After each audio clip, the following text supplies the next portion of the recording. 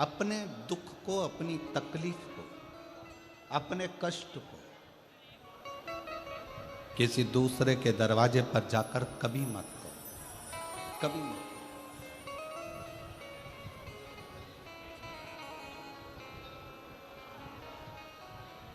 अपने दुख को, अपनी तकलीफ को शिव जी के मंदिर में जब एक लोटा जल चढ़ाने के लिए जाओ, जब शिवालय में एक लोटा जल लेकर जाओ, जल चढ़ाते समय पंचाक्षर षडाक्षर मंत्र का जाप, श्री शिवाय नमस्तुभ्यम का जाप करो।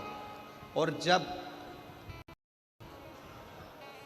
शिवलिंग जलाधारी ये चरण जहाँ से पानी बहकर नीचे गिरता है, वहाँ अपने हाथ को लगाकर अपने दुख को, अपनी तकलीफ को शंकर के उस अशोक सुंदरी गणेश कार्तिकेय के स्थान का स्पर्श करते हुए बाबा से जरूर कहो कि जैसे ये तुम्हारी बेटी है उसी तरह मैं तुम्हारी बेटी हूँ, जैसे तुम्हारे ये बेटे हैं वैसे मैं तुम्हारा बेटा हूँ।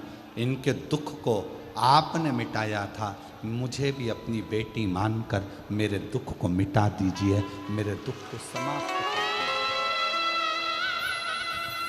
किसी से मत कहो पर शिव से कहो, शंकर से कहो।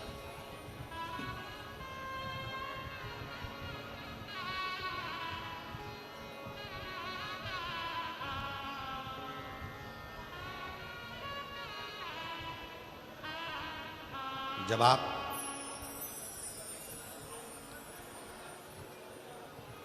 चरण पकड़कर अशोक सुंदरी की जगह पर अपने हाथ का स्पर्श कर कर, गणेश कार्तिकेय के स्थान का स्पर्श कर कर शिव से कहोगे तो शंकर अपनी औलाद आपको बनाएंगे और अपनी पुत्री समझकर आपका दुख जरूर मिटाएंगे। पुत्र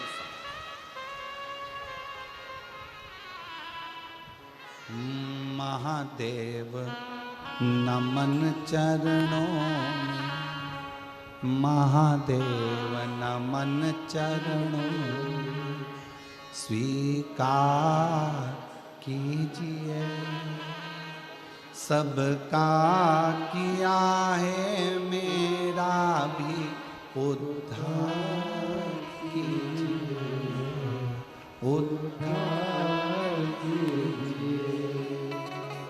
है त्रिपुंडधारी, है त्रिशूलधारी, है त्रिपुंडधारी, है त्रिशूलधारी। चरणों में तेरे बाबा जी पावन चारों धाम हैं, तेरी देव करते वंदना तुझे पूजे। अपने इस पगले भक्त का उद्धार कीजिए, सबका किया है मेरा भी उद्धार कीजिए, उद्धार कीजिए। आप भी बोलिए महादेव नमन चरणों में, महादेव नमन चरणों में, स्वीकार कीजिए सबका किया है मेरा भी उद्धार कीजिए, उद्धार कीजिए। हे त्रिपुंडधारी,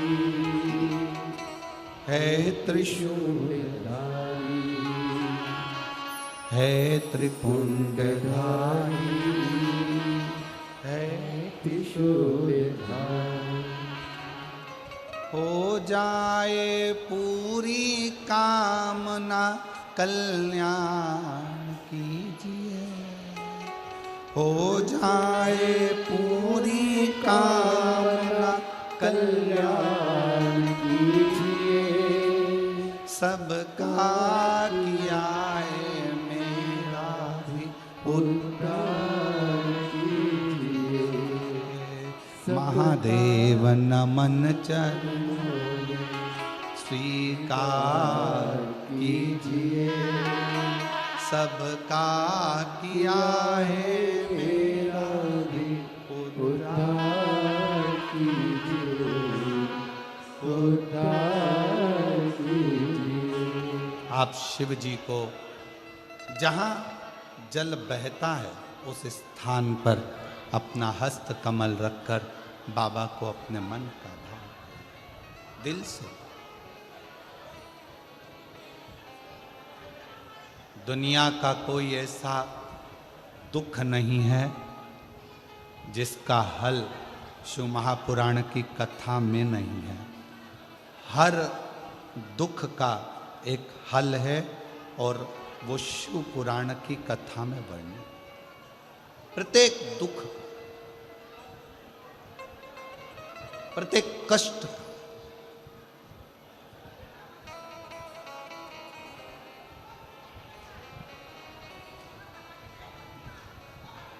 बस उसको दिल से पुकार कर, बिना आडंबर बिना दिखावे के उसको भजो, स्मरण।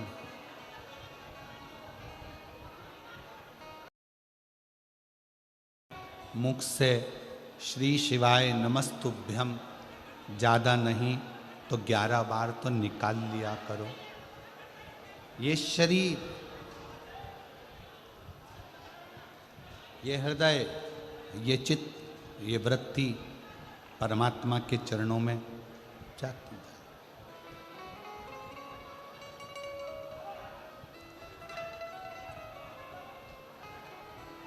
दुख है ना, शिव से कहो। पुरुष में और स्त्री में एक बहुत बड़ा अंतर है। पुरुष में और स्त्री में एक बहुत बड़ा अंतर है। पुरुष एक कान से सुनता है, दूसरे कान से निकाल देता है। स्त्री दोनों कान से सुनती है, जुबान से निकाल देती है।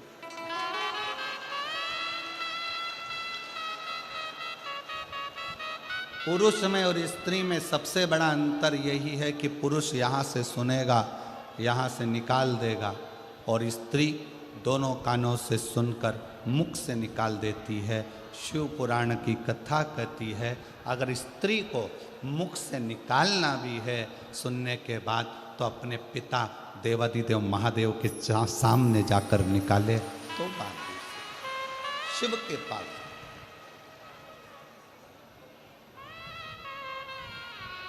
सबका किया है मेरा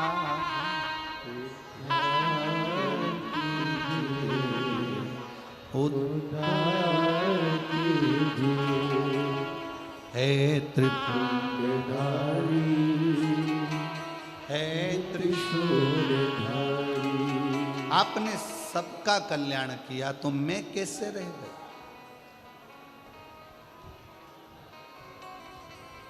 मैं कैसे रह गया?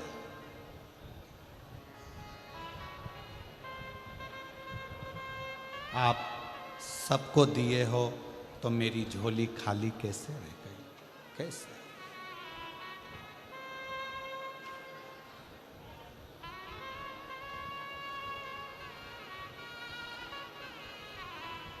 शिव महापुराण की कथा में मेरा उघड़दानी, मेरा शंकर भगवान उसी को बुलाता है जिसकी झोली उसको खुशियों से भरना होता है।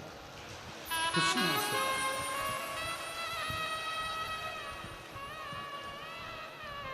अब मालूम पड़े पूरा रतनगढ़ का लोग कथा सुनने के लिए आ जाए तो शंकर भगवान को 3 महीने में देना है, ये शिव पुराण का प्रमाण है। अब बुलाएगा उसी को जिसको देना होगा। जिसको देना ही नहीं है वो मन बनाकर रख भी लेगा कि मुझे कथा सुनने जाना है, कथा सुनने जाना है, पर मेरा भोले बाबा उसको यहाँ तक पहुँचने ही नहीं देगा। पहुंचना ही नहीं।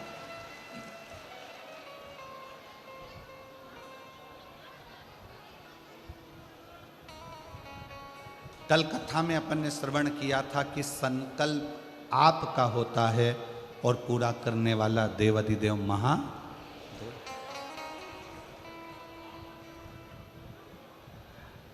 कोई दूसरा नहीं पूरा करेगा, शिव।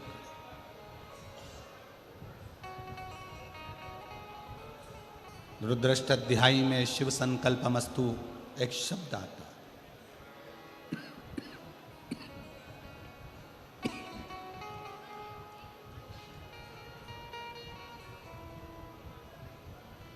कि पूरा करने वाला कोई दूसरा नहीं, स्वयं शंकर, स्वयं शिव।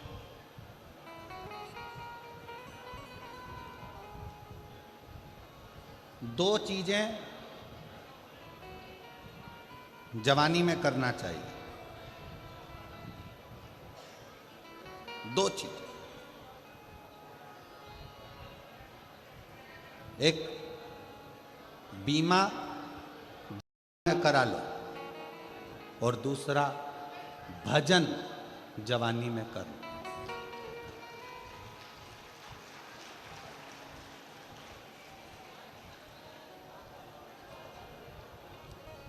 ध्यान दें,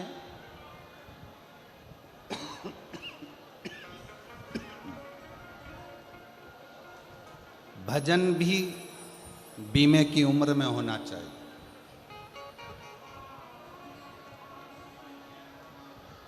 70 साल की आपकी उम्र हो जाएगी, 70 साल की आपकी आयु हो जाएगी, बीमे वाले से कहोगे कि हमारा बीमा कर दे, वो नहीं करे।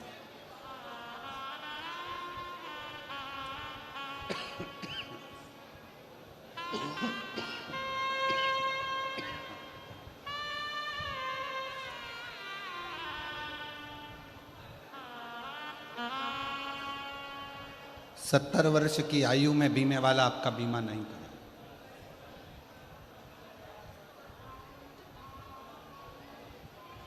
आप में से कई लोग ऐसे बैठे हैं कि अभी बचपन है, जवानी है, अधेड़ी है, बुढ़ापा आएगा तब राम नाम जपेंगे।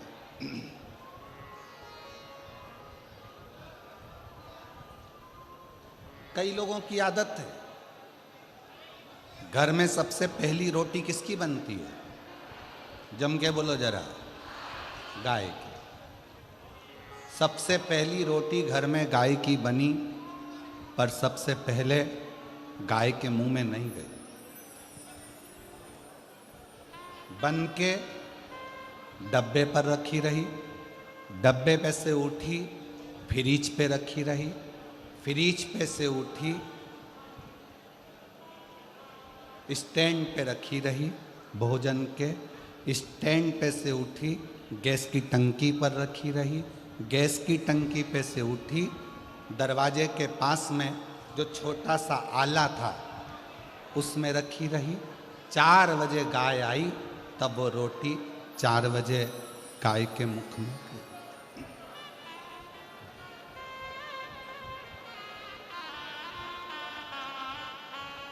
रोटी ताजी थी, गाय को दे देते, गाय भी प्रसन्न हो जाती। रोटी कड़ली हो गई, चीटी पड़ गई, शक्कर रखी थी गल गई, पूरी खराब हो गई, तब रोटी गाय के मुंह में दी और सोचा मुझे इतना सारा पुण्य मिलेगा। अब विचार करो, ये रोटी जैसा आपका और हमारा जीवन है। बचपन अच्छा था, भगवान को नहीं दिया, जवानी अच्छी थी, भगवान को नहीं दी, अधेड़ी अच्छी थी, परमात्मा को नहीं दी।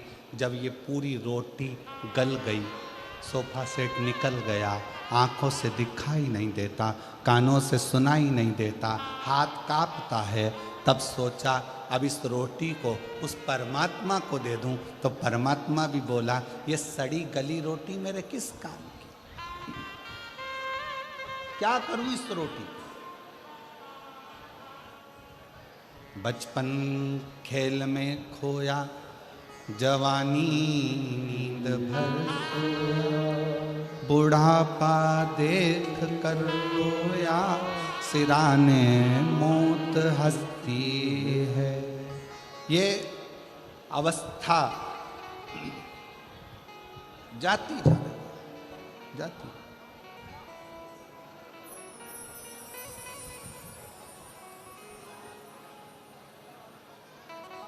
आज कौन सा दिन है कथा का?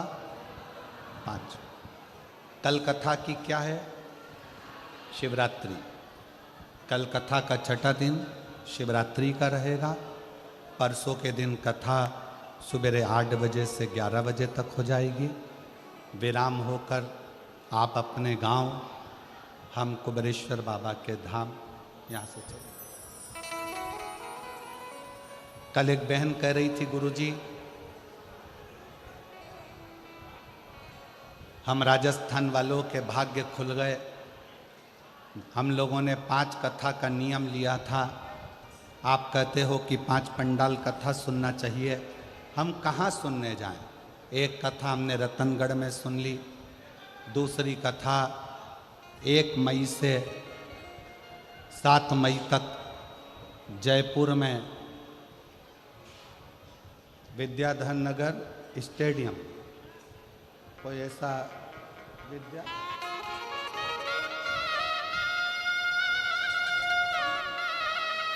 विद्याधर नगर स्टेडियम जयपुर में 1 बजे से 4 बजे तक वहाँ सुन लेंगे। फिर एक तीसरी कथा वापिस राजस्थान में ही, शायद भीलवाड़ा आदि में कहीं ना कहीं ऐसा क्रम है, वहाँ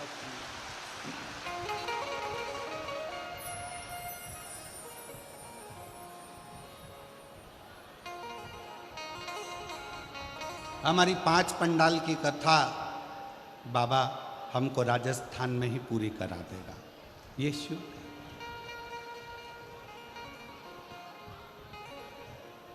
सुनो,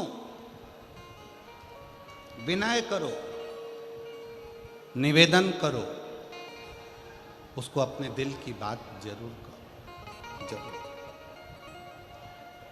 और खाली ना जाता दर से तुम्हारे, खाली ना जाता दर से तुम्हारे, मैं भी खड़ी हूँ नन्ही बाहें पसारी, अपने हृदय से लगा लो, लगा लो, गिरा जा रहा उठा लो, भोले अपने दर से अब तो ना टालो, गिरी जा रही हूँ, उठा लो। शिव कृपा कर, कहना है तो शिव से, बोलना है शंकर से।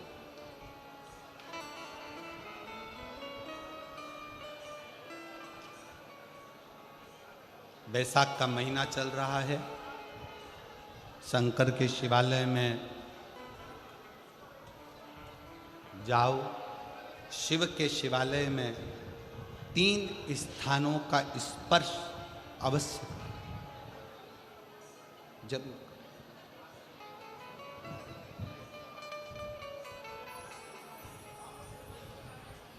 किसी किसी मंदिर में शंकर जी के शिवलिंग को छूने नहीं देते, जैसे दक्षिण साइड में, साउथ में।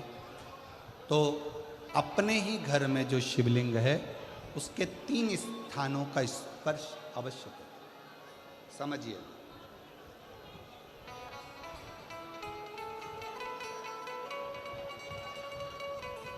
पहला शंकर भगवान के जहाँ से जल बहता है उस स्थान, ये जलाधारी है, जल बहता है, ये शिवलिंग है।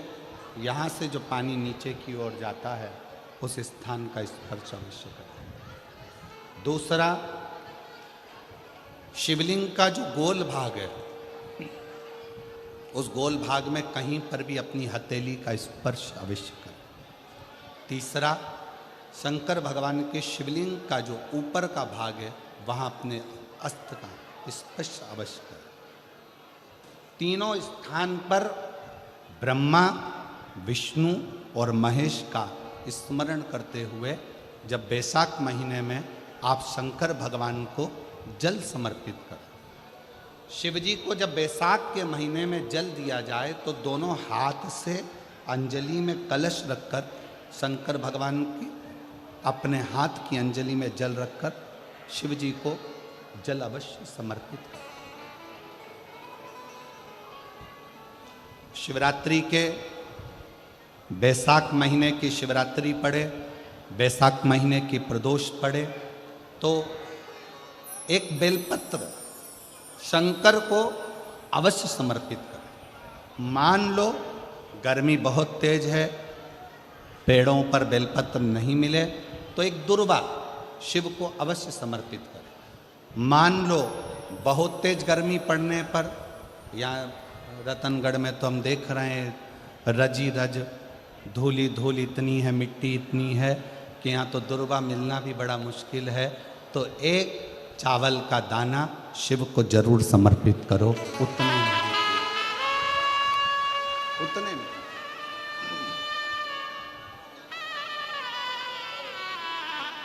और वैशाख महीने में सबसे ज़्यादा जरूरी है, जो सबसे ज़्यादा जरूरी है वैशाख महीने में, वो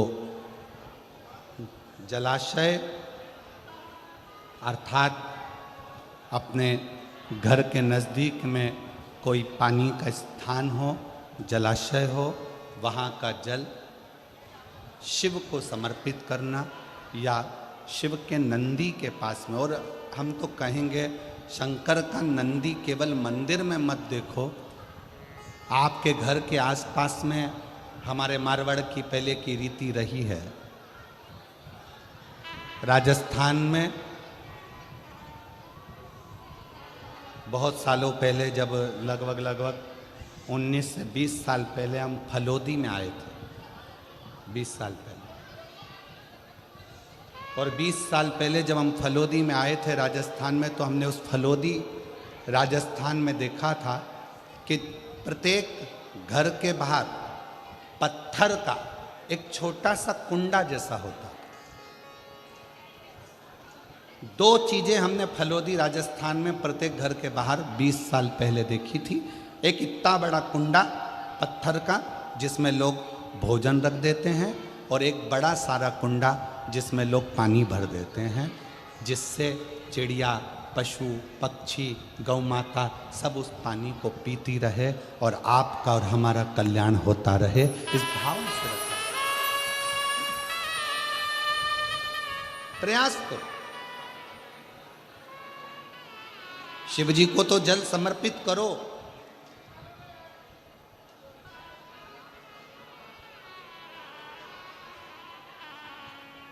साथ में कोई जीव का भी अगर कल्याण हो जाए आपके एक लोटा जल से, तो उसको भी जल दीजिए, उसको भी।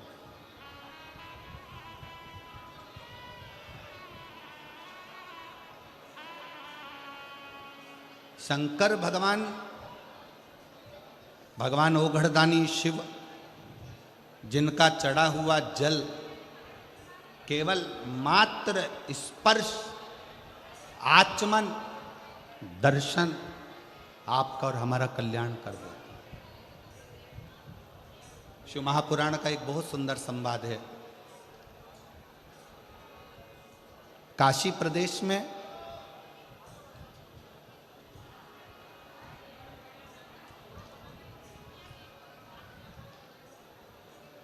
एक संवाद बड़ा सुंदर आता है महाराज।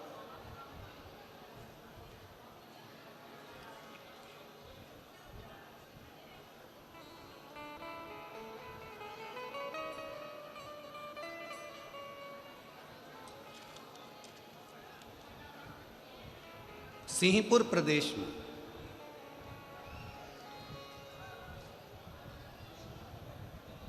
एक महाव्रती ब्राह्मण रहता था।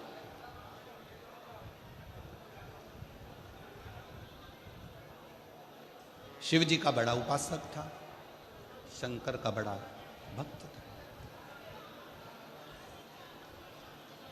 महाव्रती ब्राह्मण का कर्तव्य, सबसे बड़ा कर्तव्य उस महाव्रती ब्राह्मण का था कि शंकर के मंदिर में जाकर झाड़ू लगाना, पोछा लगाना, दीप लगाना, शिवलिंग को श्रृंगारित कर देना, स्नान करा देना, पूजन कर लेना और शंकर की भक्ति को धारण करना। पंचाक्षर मंत्र का जाप, षडाक्षर मंत्र का जाप।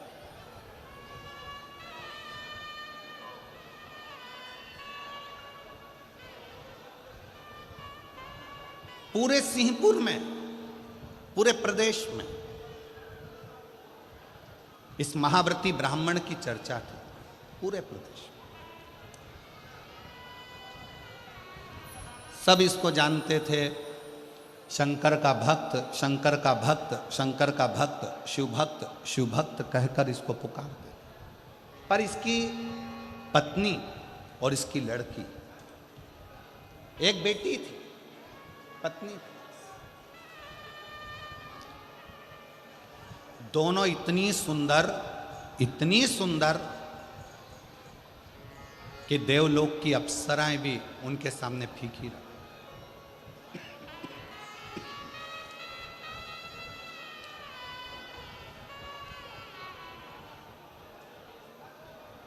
और शिव महापुराण की कथा एक बात बहुत अच्छे से कहती है, शरीर की सुंदरता से ज्यादा जरूरत है मन की सुंदरता की। मन की, तुम्हारा अच्छा शरीर देखकर भगवान कभी प्रसन्न नहीं होते, तुम्हारे अच्छे वस्त्र देखकर भगवान कभी प्रसन्न नहीं होते। कभी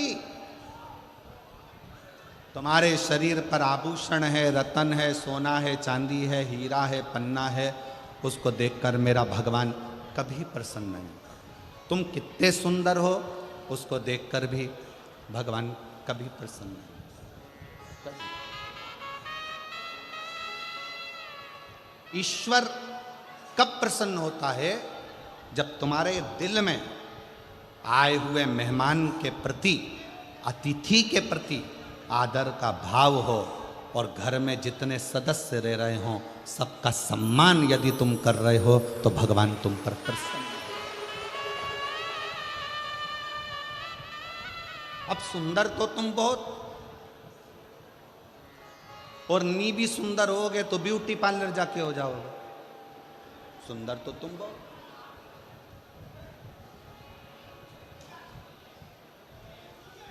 अब मालूम पड़े तुम्हारा चेहरा सुंदर है, तुम्हारा तन सुंदर है, तुम दिखने में सुंदर हो, और मालूम पड़े तुम्हारा जो मन है, तुम्हारा जो हृदय है, तुम्हारा जो मन है, मालूम पड़े वो व्यर्थ चर्चाओं में, व्यर्थ बातों में, व्यर्थ बातों में लगा हुआ है, तो वो किस काम का?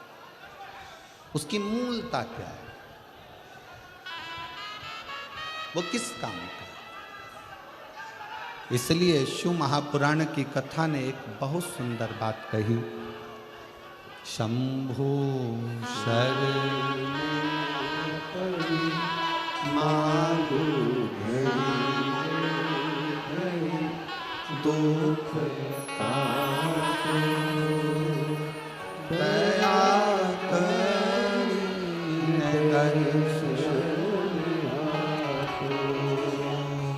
शंभु शरण मांगो दुख काटो, दया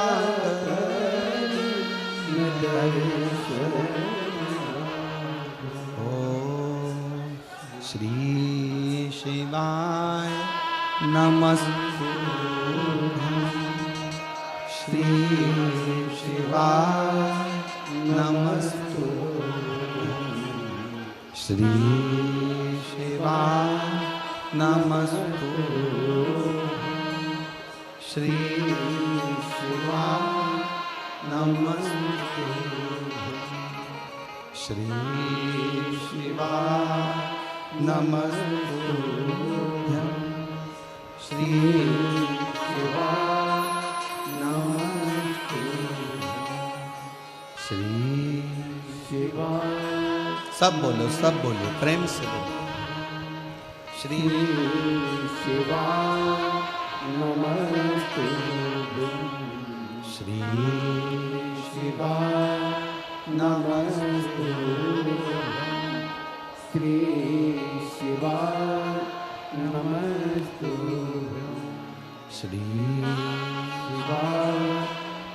नमस्तुभ्यं श्री शिवाय नमस्तुभ्यं श्री शिवाय नमस्तुभ्यं श्री शिवाय नमस्तुभ्यं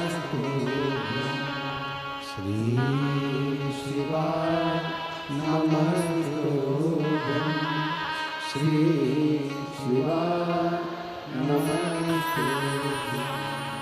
वो सुंदरता किसी काम की नहीं जिस सुंदरता में भगवान की भक्ति न हो,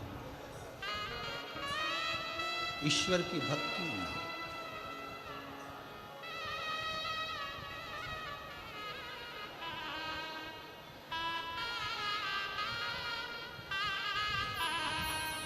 हमारा एक निवेदन आप सब स्वीकार करिए, करबद्ध निवेदन करेंगे। अगर आगे बैठने की इतनी लालसा यदि आप लोगों को रहती है तो जैसे सब लोग सवेरे 9 बजे आकर बैठते हैं ऐसे आकर बैठोगे तो समय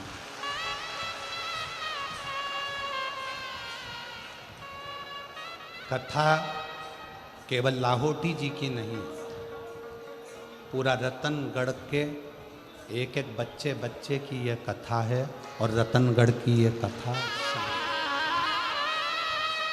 इसको दिल से सुनो।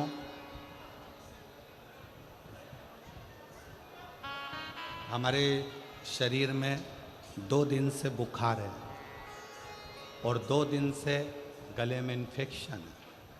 उसके बाद भी आप लोग धूप में तप कर आते हो तो हम अपना कक्ष छोड़कर तपती हुई बुखार में, अभी भी आप हाथ देखेंगे तो बुखार में है, उसके बाद भी शिव महापुराण की कथा आपको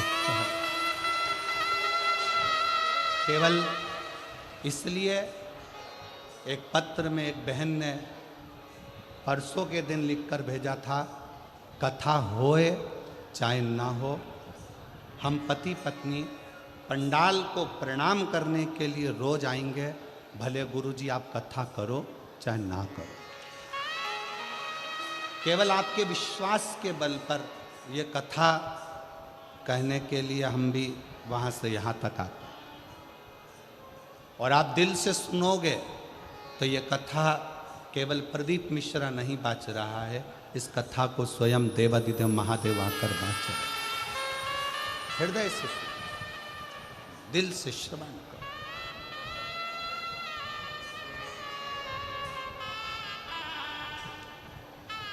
इतने अच्छे अच्छे पत्र यहाँ ढेर लगा हुआ है पत्रों का, पर हम पत्र भी कम पढ़ रहे हैं। क्यों? राजस्थान में कथा कम होती है। अगर इन लोगों को दिल से मिल गई और इनकी झोली भर गई तो अगली कथा में 1 मई को पत्र पढ़ लेंगे। इसमें कोई हृदय से सुन, ये वो अमृत है। 7 दिन पूरा होने के बाद तरसोगे कि हमारे नज़दीक में कथा होकर चली गई, मैं झोली भरकर नहीं ला सकी। अगर उस 2.5 घंटे की कथा को मैं अगर दिल से सुनकर प्रार्थना कर लेती, श्री शिवाय नमस्तुभ्यं बोलकर उसको अपना मन का भाव कह देती, तो शायद मेरी झोली खुशियों से 3 महीने के अंदर भरा जाती। और हम 3 महीने का भी इंतजार नहीं करेंगे। 17 तारीख को, कितनी तारीख को यहाँ कथा विराम है? 17 तारीख को यहाँ कथा विराम है। 1 मई को चालू है। शंकर जी को यहाँ बैठ करके कर जाना। 3 महीने का इंतजार नहीं करूँगी। 1 मई जो जयपुर में कथा है 7 मई तक, उसमें मेरा पत्र वहां मिलना चाहिए, तो जानूं कि तू शिव है। विश्वास के साथ सुन, भरोसे के साथ कथा का रस तत्व ग्रहण कर। शिव कथा कर रहे हैं। सिंहपुर प्रदेश में एक व्रती ब्राह्मण रहता था। वो व्रती ब्राह्मण साधारण नहीं था, उसका व्रत बड़ा प्रबल था। व्रत का मतलब यह नहीं होता कि आप भूखे रहो।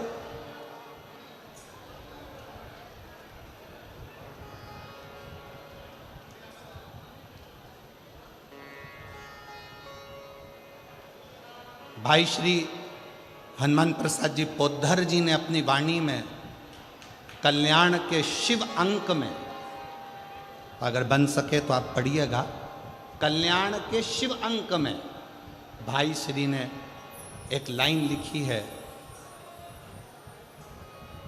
भाई श्री ने अपनी वाणी में लिखा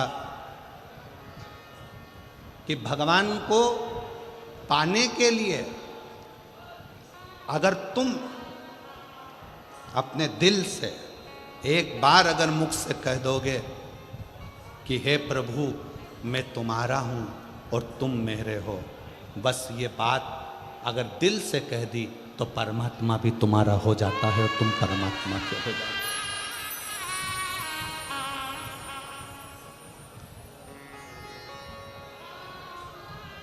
हो। जरूरी नहीं कि उपास करोगे तो भूखे रहना पड़ेगा। व्रती का मतलब क्या होता है? व्रती का मतलब क्या है? एक सिंहपुर प्रदेश में एक व्रती ब्राह्मण रहता था। व्रती ब्राह्मण का मतलब यह है कि वो कुछ खाए पीने से या उपास रखने से, साबूदाना खाने से, मोरधन खाने से, चिप्स खाने से, वेपर्स खाने से, पपीता खाने से, सेवफल या केला खाने से व्रत नहीं होता। व्रत का मतलब है कि तुमने एक नियम बना लिया कि मैं रोज अपने घर से एक लोटा जल लेकर शंकर के मंदिर जाऊंगी, या आपने कोई नियम बना लिया कि मैं 15 मिनट शंकर का भजन करूंगी, या नियम बना लिया राम नाम, कृष्ण नाम, शिव नाम जपूंगी, ये तुम्हारा व्रत हो गया। तुम व्रती हो गए। ये व्रत तुमने धारण कर लिया।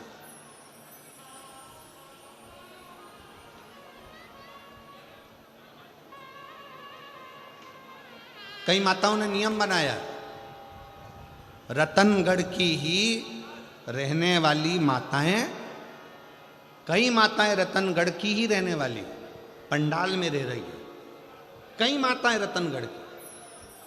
उसने नियम लिया कि मुझे 7 दिन कथा सुनना है।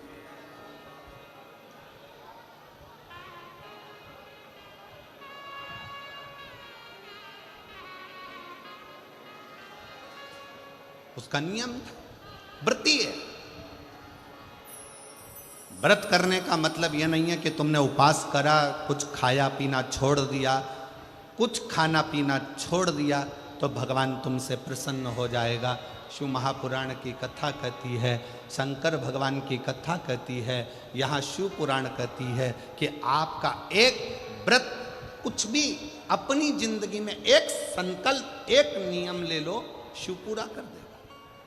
व्रती हो गया। एक ब्राह्मण रहता था, बड़ा व्रती था, महाव्रती।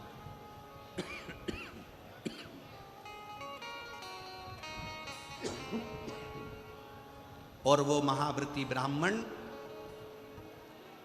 उसकी पत्नी और उसकी बेटी बहुत सुंदर थी। देवलोक की अप्सराएं उसके सामने फीकी थी। ब्राह्मण को ना पत्नी गिनती थी, ना बेटी गिनती थी। ना पत्नी गिनती, ना बेटी गिनती। खूब अपशब्द कहते, पत्नी ताना दे देती, आड़ा टेढ़ा बोल देती, अपशब्द कह देती। शिव महापुराण की कथा कहती है, तुम्हारे बच्चे घर में जन्म ले लेना, बच्चों का जन्म आपके घर में हो गया ना, तो पति से निवेदन है, पत्नी को गाली देकर बात ना करे, और पत्नी से निवेदन है पति को अपशब्द कहकर बात ना करे, नहीं तो आपका बुढ़ापा बिगड़ेगा जरूर। बुढ़ापा जरूर बिगड़ेगा। कारण क्या है? आप अपनी पत्नी का आदर नहीं करोगे तो बुढ़ापे में आपके बच्चे भी आपकी पत्नी का आदर नहीं करेंगे। आप अपने पति का आदर नहीं करोगे तो बुढ़ापे में आपके बच्चे आपके पति का आदर नहीं करेंगे, और तुम दोनों का बुढ़ापा धीरे धीरे धीरे धीरे बेकार हो जाएगा। बेकार। सम्मान करो। अपने बच्चों के सामने कभी मत कहो कि तेरी माँ में अक्ल नहीं है। भले वो पढ़े लिखी नहीं है, भले उसने BA MBA नहीं करा, भले उसने CA नहीं बनी, भले वो डॉक्टर नहीं, इंजीनियर नहीं, पर अपने बच्चों के सामने ये बात रखो, तेरी माँ के बराबर कोई विद्वान नहीं है, तुझे विद्वान वो बना कर रखेगी, ये निश्चित है। कई माता पिता अपने बच्चों के सामने अपने को ऊंचा दिखाने के चक्कर में अपने पिता को अपशब्द कर, तेरे बाप में तो अकल नहीं है, रत्ती भर की अकल नहीं है, बच्चों के लिए कमाते बन नहीं रहा, यहां वहां घूमता रहता है, तेरा बाप तो पगला है। इस तरह के शब्द जब हम अपने बच्चों के सामने कहते हैं तो बच्चों की दृष्टि में पिता का मान घटते जाता है। कई पिता अपनी पत्नी के लिए कह देते हैं तेरी माँ में अक्ल नहीं है, गंवार है, इसका पूरा खानदान बेकार है, पढ़े लिखे तो है नहीं, पूरे ढोर हैं, अकल नहीं है। हम अपने बच्चों के सामने जब पत्नी को इस तरह का शब्द कहते हैं, बच्चों की दृष्टि में वो माँ का सम्मान घटते जाता है। सिंहपुर प्रदेश के महाव्रती ब्राह्मण की पत्नी ने अपनी लड़की के सामने अपने पति का अपमान करना प्रारंभ करा, तो लड़की जैसे जैसे बड़ी होती चली गई वो पिता का अपमान करना सीख गई। पत्नी भी सुंदर थी, बेटी भी सुंदर थी। पिता ब्राह्मण ने विचार करा मेरी बेटी बड़ी हो गई है, इसका विवाह कर देना चाहिए। बहुत अपशब्द कहती है, कम से कम माँ के चक्कर में ना रहकर विवाह होकर जाएगा तो ससुराल में थोड़ा सा आदर कर लेगी, थोड़ी संवर जाएगी। बेटी के लिए वर देखा, लड़का मिल गया, शादी कर दी। शादी करने के बाद मां से जो सीख कर गई थी, समझ गए क्या तुम लोग, रतनगढ़ वालों समझ गए? जो मां से सीख कर गई थी, मां अपने पति का आदर नहीं करती थी, तो ये विवाह करने के बाद अपने पति का आदर नहीं करती है, सीख कर गई।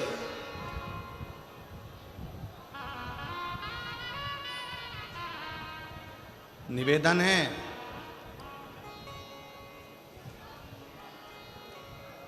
पहले के जमाने में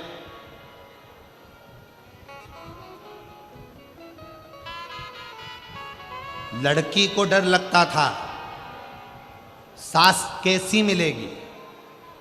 आज के जमाने में सास की रातों की नींद उड़ जाती है, जगदम्बा कैसी आएगी, कैसी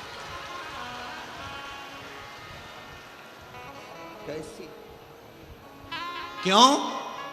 पहले के जमाने में 4 लड़के रहते थे तो चिंता नहीं रहती थी। आज के जमाने में ले दे के एक तो बेटा और उसी की धर्म पत्नी आना है, और वो भी लड़ झगड़ के अपने ही रतनगढ़ में अपने से ही अलग होकर दूसरी जगह जाकर रहेगी। लोग क्या कहें? सोचना पड़ता है, 50 बार विचार करना पड़ता है।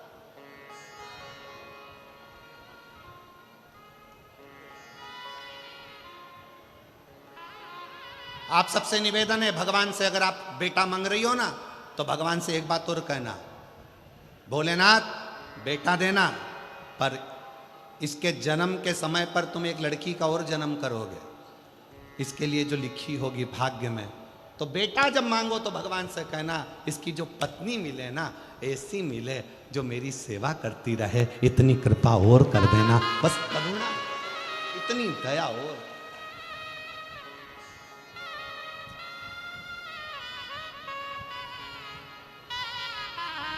ऐसी मत भेज देना जो 24 घंटे साड़ी में तो पिन लगाए, ब्यूटी पार्लर से आए और दिमाग हमारा खाए। ऐसी मत भेज देना, ऐसी नहीं चाहिए। प्रेम परोसने वाली। बेटी ने अपनी मां से सीखा था, क्योंकि मां पंडित को गिनती नहीं थी, ब्राह्मण को, जो व्रती ब्राह्मण था उसको अपशब्द कहती थी, ताना देती थी, गाली देती थी, आड़ा टेढ़ा कहती थी, दिन रात कोसती थी, दिन रात कोसती थी। कोई दूसरा आता, ब्राह्मण की पत्नी का आदर करता, सम्मान करता, तो ब्राह्मण की पत्नी उसको खूब सम्मान देती थी। उसके लिए अंदर जाके शरबत बना कर लाती, सुंदर सुंदर भोजन बना कर लाती, उसको खिलाती। पति बैठा रहता, उसको कुछ ना देती। यही कि यही लड़की ने सीख लिया और लड़की का विवाह हुआ, ससुराल गई। ससुराल में जाने के बाद वहाँ पर जो माँ से सीख कर गई थी वैसा ही कि वैसा ही क्रम करा। परिवार के बाकी के लोग आते तो उनसे हंस बोल कर बात करती, पति का अपमान करती, अपशब्द कहती।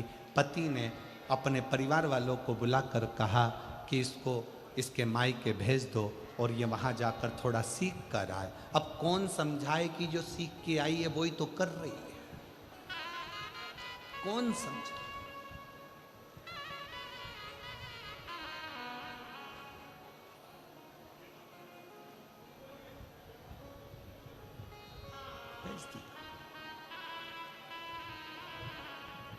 अब लड़की और लड़की की माँ दोनों मिली। पिताजी ने अपनी बेटी को बिठाकर समझाया, बेटा ससुराल में सबका आदर करना सीख, सम्मान करना सीख। इतने में माँ जूड़ा बांधती बांधती आई और आकर बोली, ये अपना ज्ञान अपने पास रखो। आज तो मेरी बेटी से कह दिया, आगे से कुछ कहने की जरूरत नहीं है। ब्राह्मण ने कहा, ये जितनी तुम्हारी बेटी है उतनी मेरी भी बेटी है। मेरा फर्ज बनता है अपनी बेटी को उपदेश देना। शिव महापुराण का ये चरित्र, सिंहपुर प्रदेश के ब्राह्मण का ये चरित्र हमें बता रहा है। उतना मेरा भी फर्ज बनता है कि मैं इसको समझाऊं। अपना ज्ञान अपने पास रखो, अपनी विद्वत्ता अपने पास रखो। मंदिर में घंटी बजाना और शंकर जी को एक लोटा जल चढ़ाना, इसके सिवा तुम्हारे पास कुछ नहीं रखा है। व्यर्थ की बात करते हो। मेरी बेटी ससुराल में जो करना चाहे वो करेगी। ससुराल वाले रखें चाहे ना रखें।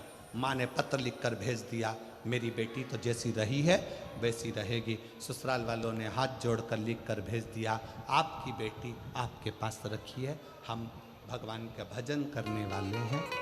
इतने में पिताजी ने हाथ पैर जोड़े तो माँ ने कहा कि अगर तुम उन ससुराल वालों के हाथ पैर जोड़ने गए तो हम यहाँ नहीं रहेंगे। और माँ और बेटी ने अपना दोनों का बैग उठाया, दोनों का सामान लिया और एक उसी नगर में दूसरे स्थान पर जाकर अपना झोपड़ा बनाकर अपना नगर बसा लिया।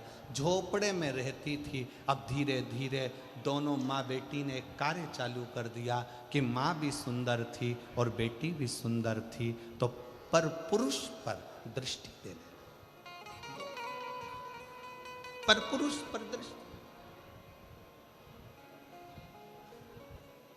अब इनकी सुंदरता देखकर, माँ की सुंदरता देखकर पुरुष आ जाते, बेटी की सुंदरता देखकर, उनकी युवान अवस्था देखकर पुरुष आ जाते। छोटा सा झोपड़ा था, धीरे धीरे महल बनता गया, महल बनता गया, खूब अच्छा राशि ठाठ हो गया। ब्राह्मण वही शंकर के मंदिर जाना, झाड़ू लगाना, पोछा लगाना, प्रणाम करना, वही क्या करता।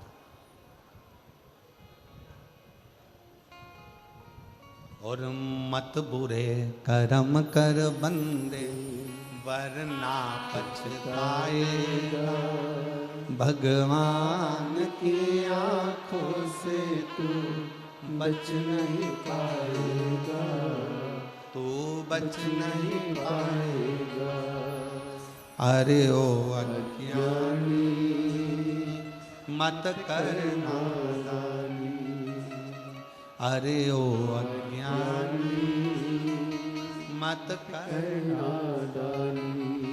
तेरे कर्म का फल भी तू ही पाएगा, जैसा किया तूने तेरे आगे आएगा। मत बुरे कर कर्म कर बंदे वरना पछताएगा। भगवान की आंखों से तू बच नहीं पाएगा। तू बच नहीं पाएगा।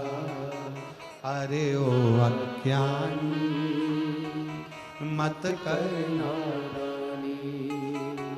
अरे ओ अज्ञानी मत कर नादानी। अपने कर्म का भोग अपने को भोग, अपने कर्म का फल अपने को, कोई दूसरा नहीं भोगने वाला, हम स्वयं भोग। आपके ही रतनगढ़ के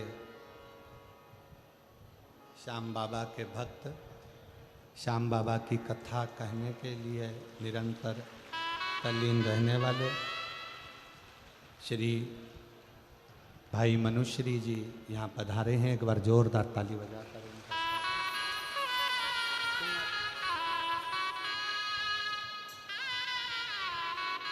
बहुत बहुत साधुवाद और स्वागत वंदन है। श्याम बाबा की बड़ी कृपा आप पर, जो आपकी वाणी से श्याम कथा संपूर्ण विश्व श्रवण कर रहा है। एक बार जोरदार ताली बजाकर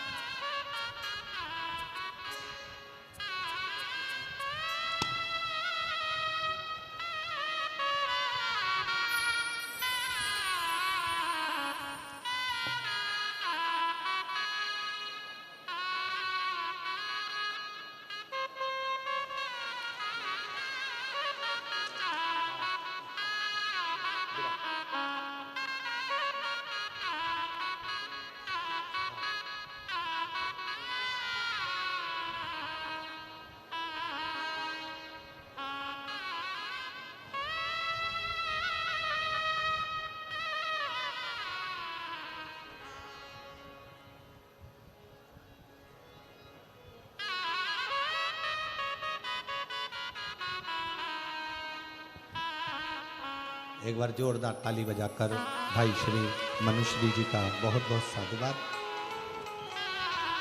जो इस पवित्र पावन शिव महापुराण कथा के रस तत्व को ग्रहण करने के लिए यहाँ पधारे।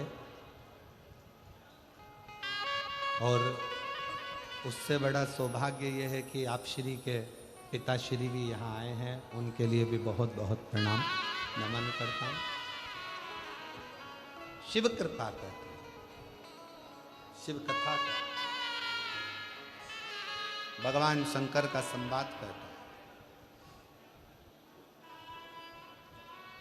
मनुश्री जी की वाणी में ऐसा लगता है कि स्वयं श्याम बाबा अपनी कथा का गुणगान करते हैं, और इतनी सुंदर वाणी से आप हमेशा शिव कथा का, श्री श्याम कथा का वर्णन करते रहते हैं। बहुत बहुत साधुवाद है, प्रणाम करता हूँ।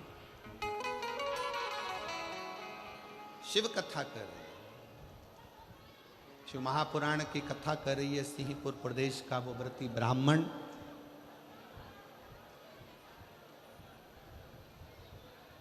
पत्नी और बेटी ने दोनों ने गलत कृत्य प्रारंभ कर दिया, गलत कृत्य।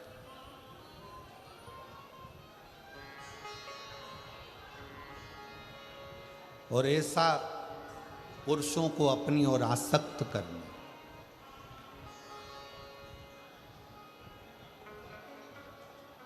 पुरुषों को अपनी ओर लेकर आना, ये उनका एक क्रम बन गया। क्यों दी परमात्मा ने सुंदरता, किस लिए? सुंदरता क्यों दी गई? किस लिए प्रदान करी गई? शिव महापुराण की कथा कहती है, अगर भगवान ने सुंदरता दी है तो वो केवल गलत कृत्य के लिए नहीं, परमात्मा ने सुंदरता दी है तो ये दिखाने के लिए दी है कि आप सुंदर होने के बाद भी भगवान के गुणगान में लगे हो, मतलब ये दूसरे को प्रेरणा दे, दूसरे की प्रेरणा है।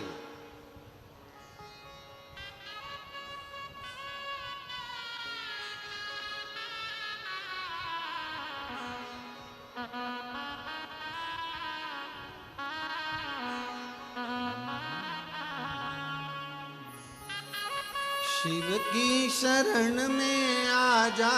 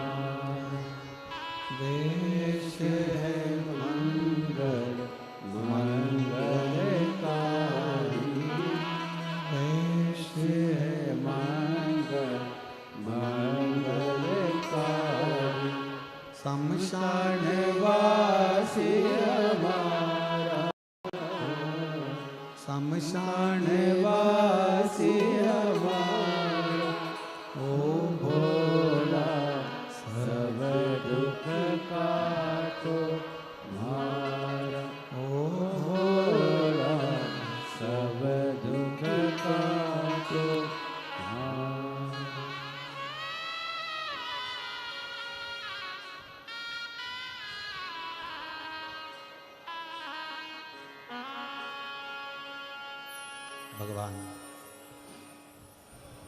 देवाधिदेव महादेव की कथा करे, शिव कथा वर्णन करे। एक छोटा सा संवाद पूरा होकर फिर संतों की वाणी का रसतत्व अपन ग्रहण करेंगे। सिंहपुर प्रदेश का जो व्रती ब्राह्मण है, जिसकी धर्म पत्नी बड़ी सुंदर है, बेटी बड़ी सुंदर है,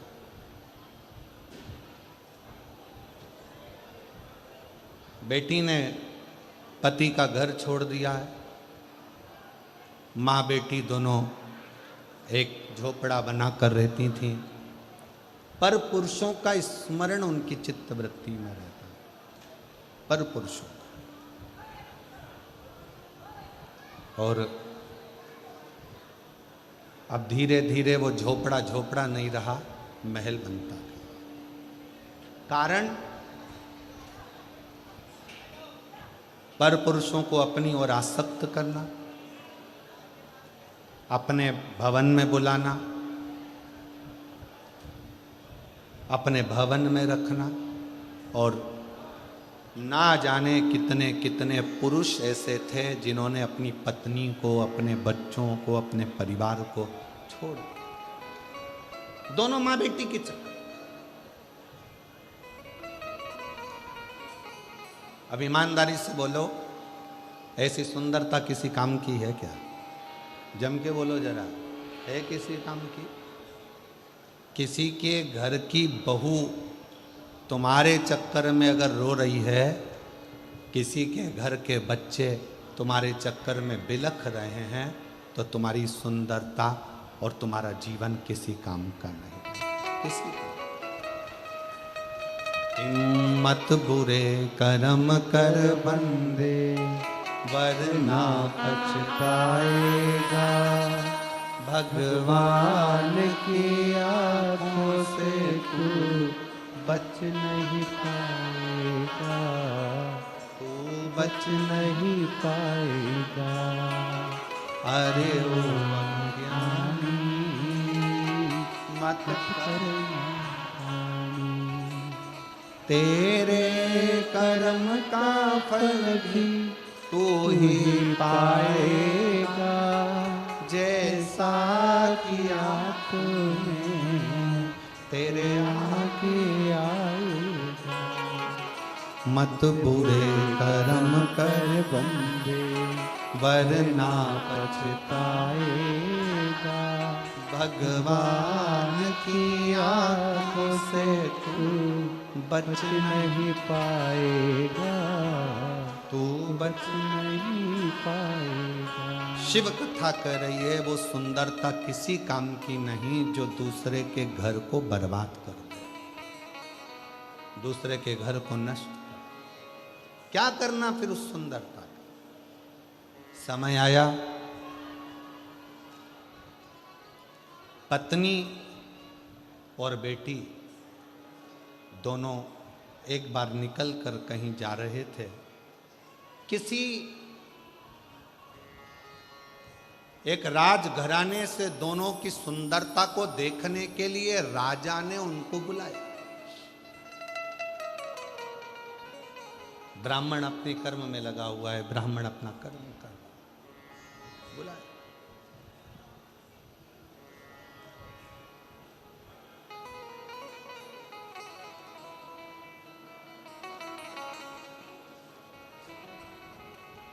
तब तक राजा भी उस सुंदरता को देखेगा।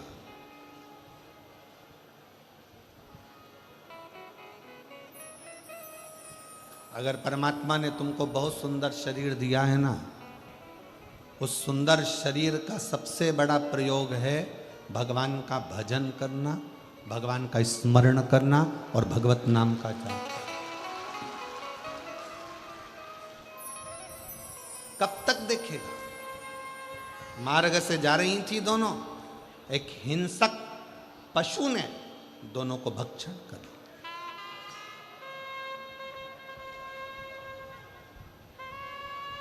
दोनों के अब सामने हिंसक पशु खड़ा था। इनको लगा कि मेरी सुंदरता के अगर पशु भी मेरे अधीन होगा।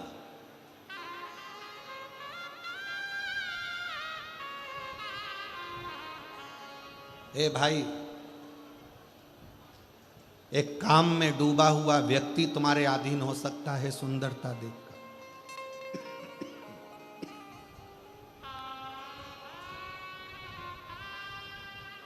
पर पशु तुम्हारी सुंदरता के अधीन नहीं हो सकता। एक बात हमने पहले भी कही, आज फिर कहते हैं।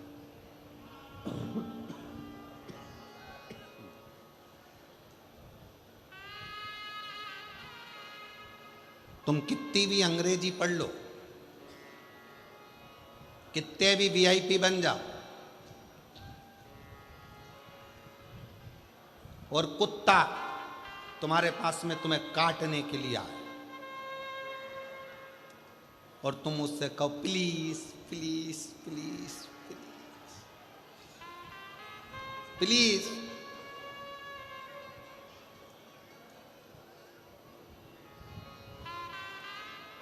मुझे टच मत कर, प्लीज प्लीज, तुम्हारी अंग्रेजी कितनी भी झाड़ो, कुत्ता के संपट पड़ेगी?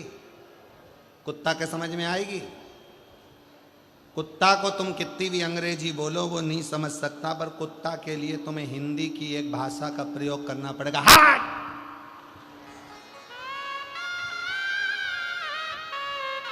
कुत्ता भाग। उसी तरह तुम्हारी काया कितनी भी सुंदर हो, कितनी भी सुंदर हो,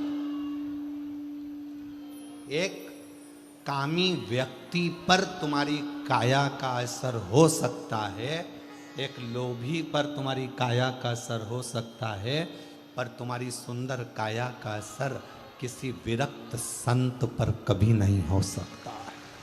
कभी विरक्त पर कभी। किस काम की वो का है? सोच लिया, विचार करा कि दोनों जा रही थी, सामने से हिंसक पशु आया। इनने सोचा अपनी सुंदरता पर जब राजा रीझ सकता है, प्रजा रीझ सकती है, पशु क्या चीज है? पशु ने इनको खा लिया, दोनों मर गए। ऊपर जाए, जमीन पर आए, कुतिया की योनि पाई दोनों ने।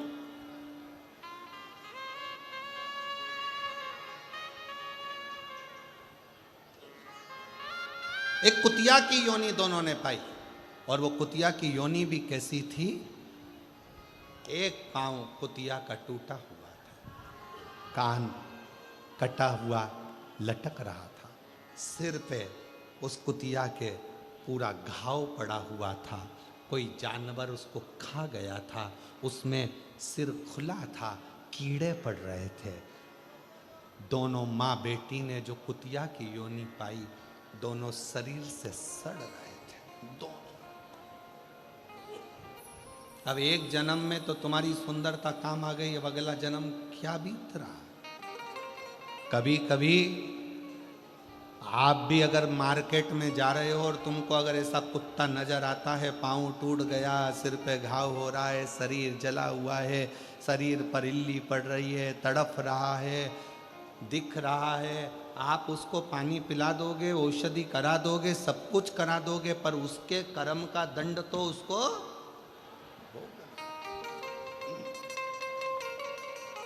कुतिया का जन्म मिल गया दोनों को। दोनों आपस में मिलती, रोती, अपने आप को कोसती। इसके जो घाव थे, माँ के सिर पर जो घाव लगे थे, वो बेटी चाट कर उसको ठंडक देती, और बेटी के शरीर पर जो घाव थे वो माँ चाट कर ठंडक देती। और कुतिया भी बनी तो कहाँ? उसी नगर में, उसी गांव में, जिस गांव में वो महाव्रती ब्राह्मण रहता था।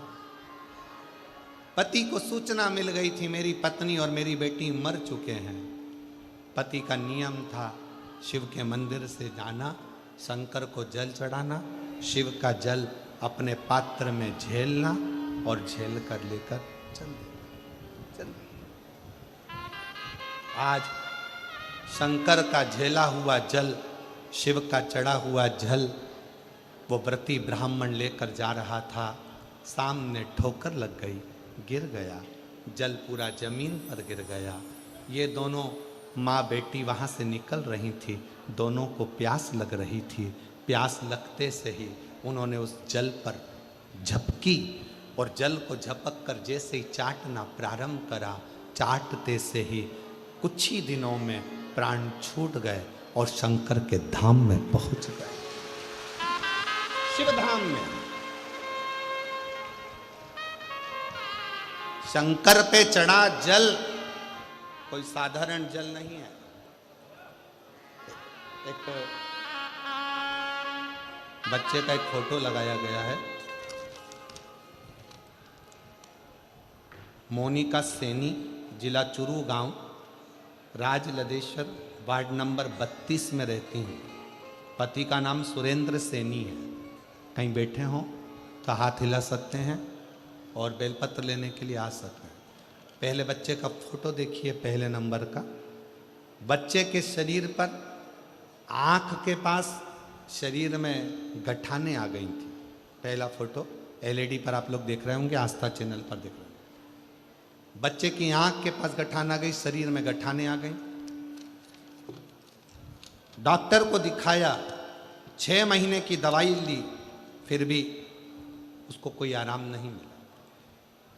धीरे धीरे वो गठान बढ़ती चली गई। डॉक्टरों ने ऑपरेशन का कह दिया। ऑपरेशन होने का बोला, मन में आया इतने छोटे से बच्चे का कैसे ऑपरेशन कराएं। तब परिवार के एक व्यक्ति ने कहा कि मंदिर जाया करो और शिवजी पे जल चढ़ाया करो। मंदिर जाकर उसका जल लाकर बच्चे के शरीर पर लगाना प्रारंभ करा और दवाइयाँ भी डॉक्टर को शिव मानकर देना प्रारंभ करी। कुंदकेश्वर महादेव का नाम लेकर दवाई खिलाते, शरीर पर वो जल लगाते। डॉक्टर ने फिर वापस रिपोर्ट देखकर कहा इसका ऑपरेशन करा लो, गठान बढ़ रही है। पर शिव पर भरोसा प्रबल था और बाबा की ऐसी कृपा हुई कि धीरे धीरे करते करते जल लगाते लगाते वो गठान पूरी गल ही गई और ऑपरेशन की जरूरत नहीं पड़ी। दूसरा फोटो उस बच्चे का जिसमें उसके गठान गल चुकी है। पहले फोटो में गठान है, दूसरे फोटो में गठान गल चुकी है। अगर कहीं बच्चा बैठा हो और उसके आए हों माता पिता तो बच्चे को ला सकते। शिव तत्व किसको कहते हैं? शंकर की भक्ति किसको कहते हैं? शिव पे चढ़ा हुआ जल साधारण नहीं होता, शंकर पर चढ़ी हुई बेलपत्र साधारण नहीं होती। पूज्य संत शिरोमणि श्री कौशिक जी महाराज जी बैठे हैं, जिन्होंने अपनी वाणी में बेलपत्र की महत्वता, शमी पत्र की महत्वता, शमी के वृक्ष की महत्वता, साथ में श्री शिवाय नमस्तुभ्यम की महत्वता अपनी वाणी में निरंतर कही। निरंतर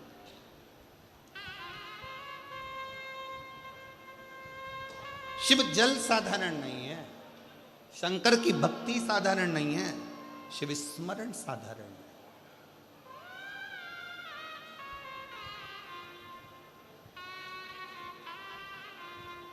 कितना फल है जल का। पार्वती जी को मालूम था शंकर जी को इतनी जल्दी प्रसन्न नहीं कर सकते, तो पार्वती जी ने एक नियम बनाया, पार्थिव शिवलिंग का निर्माण करना और शिव जी पे जल चढ़ाना। 1 लोटा जल सारी समस्या का हल। पार्वती जी ने शंकर की भक्ति करना प्रारंभ। एक पत्र और है, बड़ा सुंदर है।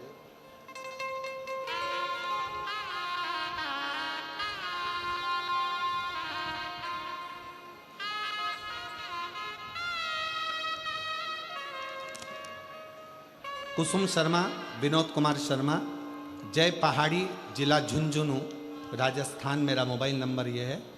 मेरी शादी 2010 में हुई थी, 2000 में हुई थी। 10 वर्ष तक मुझे संतान का सुख नहीं हुआ, क्योंकि मेरी दोनों फिलोपिन ट्यूब ब्लॉक थी। मैं बच्चा दानी में टीवी होने के कारण मेरे बच्चे को जन्म नहीं दे सकती। डॉक्टर के हिसाब से मैं मां नहीं बन सकती, मेरी दोनों ट्यूब ब्लॉक है। डॉक्टर ने मना कर दिया कि तुम मां नहीं बन सकती, संतान का सुख नहीं होगा।